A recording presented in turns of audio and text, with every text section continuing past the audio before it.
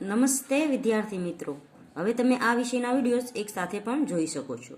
તેના માટે યુટ્યુબમાં મારી ચેનલમાં જઈ પ્લેલિસ્ટમાં જશો તો આ વિષયના વિડીયોઝ એક સાથે જોઈ શકશો, અથવા વિડીયો નીચે મારી ચેનલનું નામ છે તો તેમાં જઈ પ્લેલિસ્ટમાં જશો તો પણ તમે વિડીયોઝ એક સાથે જોઈ શકશો. તો બાળકો, આજના વિડીયોમાં આપણે શીખીશું ગુજરાતી ધોરણ 7 દ્વિતીય સત્રનો પાઠ નંબર 14 આવ ભાણા આવ. તો આ પાઠના લેખક છે શાહબુદ્દીન રાઠોડ, અને તે પોતે બાળપણમાં ના એક પ્રસંગની રજૂઆત કરે છે કે તેના બૂટ ફાટી ગયા હોય છે તો તે સંધાવા જાય છે. એ જમાનામાં છે તે બધાને મામા કહેતા હોય છે, એટલે કે મોચીને પણ તે મામા કહે છે. એટલે મોચી તેને કહે છે કે આવ ભાણા આવ, અને મોચી છે તે તેના બૂટ જે સંધાવા ગયો હોય છે તે લેવા માટે જ્યારે જ્યારે જાય છે ત્યારે તેને આગળનો વાર કહી દે છે કે ભાઈ કાલ આવજે, પરમ દિવસે આવજે એમ. મારા નાના પુત્ર અફઝલે મને કહ્યું, પપ્પા મારે બૂટ લેવા છે. મેં કહ્યું, બૂટની કિંમત શી છે? અફઝલે કહ્યું, 240 રૂપિયા અને 20 રૂપિયા મોજાના.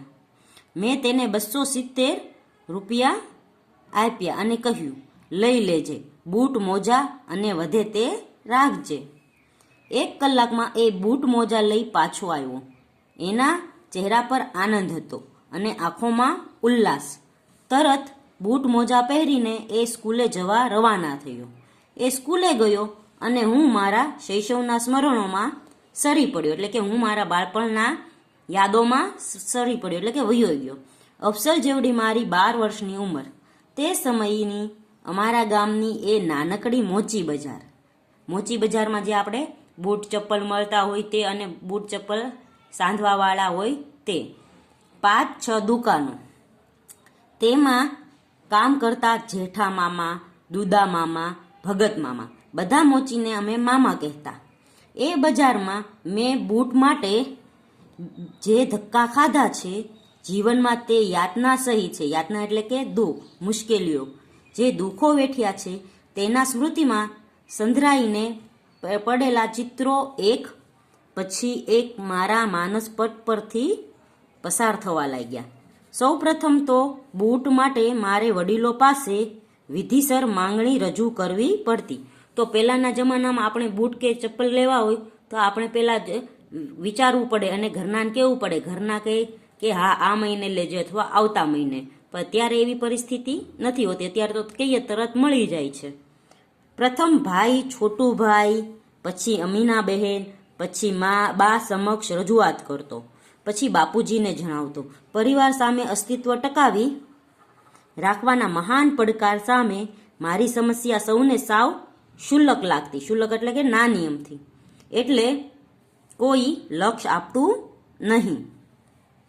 7મ 8મનો મેળો, તરણેતરનો મેળો, ગણેશ ઉત્સવ, નવરાત્રિ, લગ્નગાળો, શાળાના પ્રવાસો વગેરે બૂટ પહેરવાના પ્રસંગો ગણી શકાય.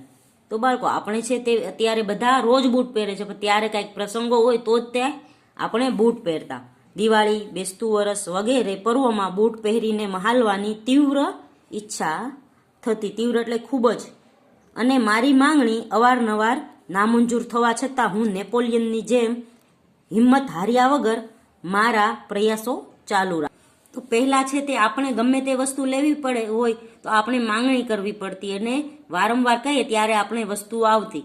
હવે તો વસ્તુ મંગાવે તરત જ 1 કલાકમાં આવી જાય છે. આખરે મારા બૂટ ખરીદવાનો પ્રશ્ન સમગ્ર પરિવાર માટે જટિલ સમસ્યા બની જાય. તેટલી હદે મારા પ્રયાસો પહોંચતા ત્યારે પરિવારના બધા સભ્યોની મીટિંગ મળતી. બૂટ કરતાં કઈ બાબતો વધુ મહત્વની છે તેની વિગતે ચર્ચા થતી. મને બૂટ અપાવવા જોઈએ તેનો સૈદ્ધાંતિક સ્વીકાર થતો, પરંતુ સમગ્ર પરિસ્થિતિની સમીક્ષા કર્યા પછી સર્વાનુમતે નક્કી થતું કે જૂના બૂટને રિપેર કરાવી, ફાટ્યા હોય ત્યાં થીગડા મરાવી, નવી સગથળી નાખવાવી, પોલિશ કરાવી, જોનાર ઓળખી ન શકે તેવા નવા જેવા બનાવી દેવા. મને આ નિર્ણય સંભળાવવામાં આવતો. કોઈ કેસમાં સાવ નિર્દોષ છૂટવાની આશા હોય તેને બદલે 5 વર્ષની કેદ સજા થાય, તે આરોપી ઢીલો ઢફ થઈ જાય એમ કુટુંબીજનોનો નિર્ણય સાંભળી હું ઢીલો ઢફ થઈ જતો. તો પહેલા છે તે બૂટો બધા સંધાવતા અને 2-4 વર્ષ વધુ હરાવતા. હવે તો બૂટ ફાટે તરત આપણે છે તે તરત જ બીજા બૂટ લઈ લઈએ છીએ. આખરે મારે કર્મે લખ્યું કથિર. કથિર એટલે આપણું નસીબ જે સારું ન હોય તે, એમ વિચારીને જૂના જોડા રિપેર કરાવી લેતો. પછી તો રિપેર કરાવીને આડા અવળા થીગડા માર્યા પછી જોડાનો મૂળ આકાર જતો રહ્યો હોય અને અંતે બાબુજીની પરવાનગીથી મેં એ જોડા સોમાને આપ્યા. તેણે પણ પ્રથમ હાથમાં લઈ પરીક્ષણ કરી અમને પગે લાગી વિનયપૂર્વક પાછા મૂકી દીધા. ત્યારે મારી નવા બૂટ માટેની માંગણી પર મંજૂરીની મોહર મારવામાં આવી. દુદા મામાને ત્યાં જઈ પરમાણુ નાખી આવજે એવો હુકમ કરવામાં આવ્યો અને મારી ખુશીનો પાર ન રહ્યો. દુદા મામાને ત્યાં જઈ પરમાણુ નાખી આવજે એટલે કે નવા બૂટનો ઓર્ડર આપી આવજે એવો નિર્ણય લેવામાં આવ્યો. ઉમંગમાં હું દોડીને દુદા મામાની દુકાને પહોંચ્યો અને કહ્યું, દુદા મામા, મારા બૂટ સીવવાના છે. મારા બાપુજીએ કીધું છે મારે લાલ બૂટ સીવડાવવા છે. એકી શ્વાસે હું ઘણું બોલી ગયો. દુદા મામાએ મને આવ ભાણા આવ કહી ચામડા આઘા પાછા કરી બેસવાની જગ્યા કરી આપી. પછી પિતાના, માતાના, ભાઈ બહેનના સમાચાર પૂછ્યા. મેં કહ્યું, પણ પહેલા પરમાણુ લઈ લો ને. પરમાણુ એટલે કે આપણા જે પગ છે તેનું માપ, પગનું માપ લઈને આપણે છે તે બૂટ આપે છે. દુદા મામાએ જેમ ડાક્ટર ટાઇફોઇડના દર્દીની ઝીણી ઝીણી વિગતો કાળજીપૂર્વક જાણી લે તેવી રીતે બૂટ અંગેની વિગતો મને પૂછીને ધ્યાનમાં રાખી. લાલ કે કાળા, વાદળીવાળા કે વાદળી વગરના, અણીવાળા કે ગોળ, બધું વ્યવસ્થિત પૂછીને એમણે રેલવેનો એક તરફ લખાયેલો અને પાછળ કોરો એવો ચોપડો કાઢીને મને કહ્યું, લે મૂક ભાણા પગ. મેં પગ મૂકેલો અને જાડી પેન્સિલથી દુદા મામાએ લીટી દોરીને પરમાણુ લીધેલું એટલે કે માપ લીધેલું. બૂટના પ્રોજેક્ટનો પ્રાથમિક તબક્કો આ રીતે પૂરો થયો. તે કહેતા, જોને ભાણા, આજે જાણે શનિવાર થયો, રવિ, સોમ, મંગળ અને જો બુધવાર પણ જવા દે. એમ કર, ગુરુવારે લઈ જજે, વાર પણ સારો ગણાય. એ 5 દિવસ પસાર કરવા માટે મારે અસહ્ય થઈ પડતા. કારણ કે આપણને કોઈક નવી વસ્તુ મળવાની હોય તો આપણને એક દિવસ તેની રાહ જોવામાં પણ ઘણી દુઃખ થાય. આપણને એમ થાય કે જલ્દી આ દિવસ પૂરો થાય ને એ વસ્તુ આપણા હાથમાં આવે.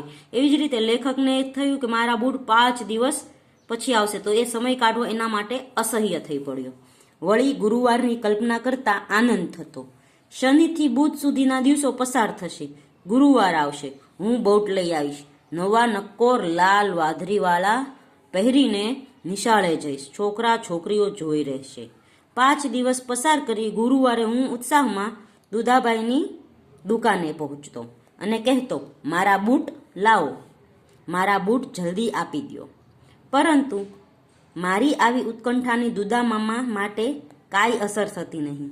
કાયમની ટેવ પ્રમાણે તેઓ કહેતા, આવ ભાણા આવ, છોટી મિયા ક્યાં છે? હું કહેતો, દ્વારકા પાસે બરડિયા સ્ટેશન છે, ત્યાં સ્ટેશન માસ્ટર છે. હા તો બરાબર.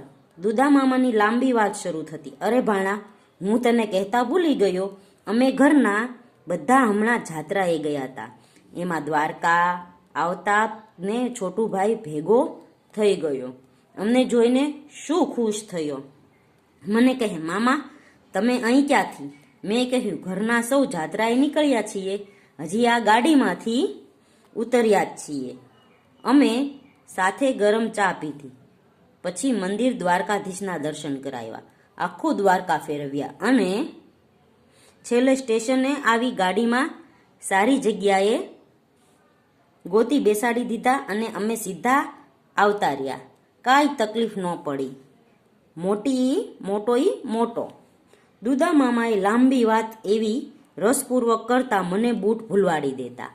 પણ હું કહેતો, પણ મારા બૂટનું શું? બૂટ ઝટ આપો ને.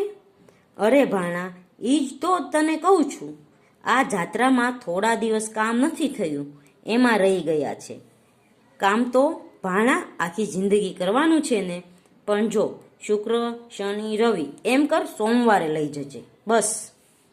હવે છે દુદામામા છે એ પેલા કે છે ગુરુવારે લઈ જાય, ગુરુવારે જાય છે તો કે હવે સોમવારે લઈ જાય જે, કારણ કે એ જાત્રાએ ગયા હતા. હવે લેખકની આતુરતાને અંત આવતો નથી, એની આતુરતા વધતી જ જાય છે અને તેને બૂટ મળતા નથી. આપણે આવતા વિડીયોમાં જોશું તેને બૂટ અંતે ક્યારે મળે છે. ત્યાં સુધી ગુડ બાય, ટેક કેર.